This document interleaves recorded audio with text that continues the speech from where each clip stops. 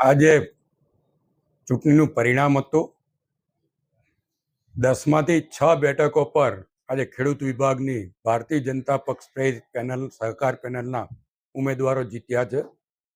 અને અગાઉ વેપારી મંડળ અને સહકારી ખરીદ વેચાણ મંડળીઓ એના 2 એમ કરીને 6 અગાઉ અમારા બિનહરીફ હતા.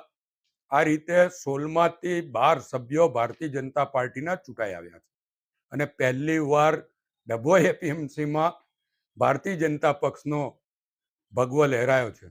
હું આપના મારફત તમામ મતદારોને આભાર પણ માનું છું, અભિનંદન આપું છું. જે લોકો જીત્યા છે એ તમામને અભિનંદન. સામે 4 જે છે એ ખેડૂત હિત રક્ષક સમિતિના છે. ખેડૂતોના હિતની વાત એ લોકો જ્યારે પણ કરશે ત્યારે એમની સાથે પણ અમે ઊભા રહીશું. ખેડૂતોના હિત માટે સંયુક્ત રીતે તમામ એપીએમસીના સભ્યો કામ કરશે એવી અપેક્ષા રાખું છું. અને ફરીવાર આ તમામ જીતેલાને દિલથી અભિનંદન આપું છું. અને ફક્ત એપીએમસી જ ભાજપનું બાકી હતું. બાકી નગરપાલિકા હોય, જિલ્લા પંચાયત હોય, તાલુકા પંચાયત હોય, એ તમામ ઠેકાણે ભાજપનું શાસન હતું.